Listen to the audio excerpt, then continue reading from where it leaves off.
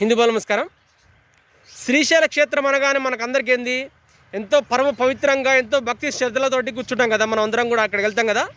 అయితే చూడండి ఒకసారి, ముస్లింల వాళ్ళ కుటుంబంతో సహా ఒక 10 మంది ఉంటారు సుమారు. ఈ 10 మంది అక్కడ ఒక సెంటర్లో ఒక దేవుని విగ్రహం ఉందన్నమాట. శ్రీశైల క్షేత్రంలో గుర్తుపెట్టుకోండి, శ్రీశైల క్షేత్రంలో దేవుని విగ్రహం వెనక ఒక 10 మంది కూర్చున్నారనమాట. అరే 10 మంది దేవుని విగ్రహం వెనక కూర్చుంటే తప్పేముంది, దీన్ని కూడా ఒక ఒక న్యూస్గా తీయాలది అనేసి అనుకునేరు. సరే చెప్తున్నా, మీకు అక్కడనే వస్తున్నాను. అక్కడ కూర్చొని ఏదో భజన చేయట్లేరు, లేదు 4 ముచ్చలు చెప్పుకోవట్లేరు. వాళ్ళు కూర్చొని బిర్యానీ తింటున్నారనమాట. దేవుని విగ్రహం వెనక బిర్యానీ తింటున్నారనమాట. అక్కడ దేవునికి చుట్టూ మన దిమ్మె లెక్క ఉంటుంది కదా, ఆ దిమ్మె మీద కూర్చొని బిర్యానీ తింటున్నారనమాట. చికెనో మరి మటనో మంచిగా లాగిస్తున్నారనమాట అక్కడ. సరే చూడండి ఒకసారి, పరమత సహనం అని మనం అంటాం కదా. పరమత సహనం అనేది ఎంతవరకు ఉండాలంటే, వాళ్ళు మనల్ని గౌరవించినప్పుడే మనం వాళ్ళని గౌరవించాలి. నువ్వు ఒక్కడివే చప్పట్లు కొడితే ఎట్టుండాలి, ఇట్లా ఉంటుంది. అయ్యే 2 చేతులు కలిస్తే ఎట్టుంటుంది, చప్పట్లు మోగుతాయి అనమాట. నువ్వు ఇట్లా అంటే ఎంతసేపటికి అవతలోడు చంపమించి కొట్టేట్టే ఉంటుంది. గుర్తుపెట్టుకోండి, 2 చేతులు కలిస్తేనే అక్కడ చప్పట్లు మోగుతాయి. లేదు అని అంటే చెంపలు చెల్లుమంటాయి అనమాట. ఇప్పుడు ఆల్రెడీ మన వాళ్ళు చెంపలు చెల్లు అంటూనే ఉన్నాయి. ఒక కాంచి బంగ్లాదేశ్లో కావచ్చు, కొన్ని చోట్లల్లో ఆల్రెడీ మన చెంపలు చెల్లు అంటూనే ఉన్నాయి. మనం ఒక్కలమే పరమత సహనం అని కూర్చుంటే సరిపోదు. ఇక్కడ అవతల వాళ్ళు కూడా అదే విధంగా ఆలోచించాలి.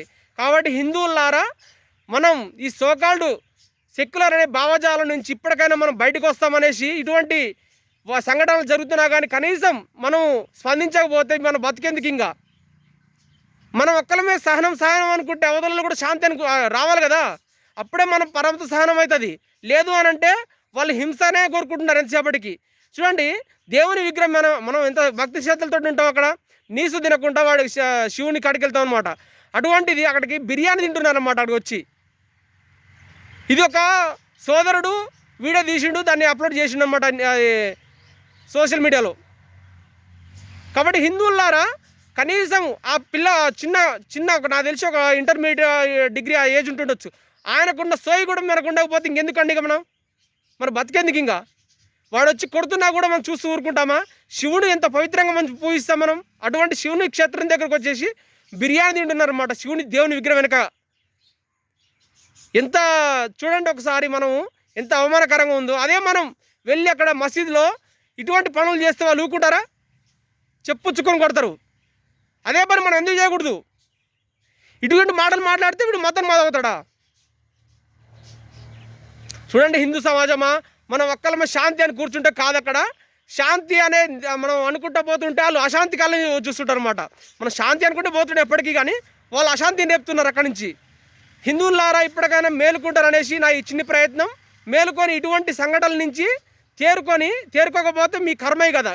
మన ఇక దాన్ని ఎవరు కాపాడలేరు. వాళ్ళు వచ్చి చంపుతున్నా కూడా ఎవరు అక్కడ మన రాజకీయ నాయకులు అయితే వారికి స్పందించారు ఎవరు కూడా. కాబట్టి హిందువులారా, ఇప్పటికైనా మేలుకొని ఇటువంటి సంఘటనల్ని ఎదుర్కోనండి. జై హింద్.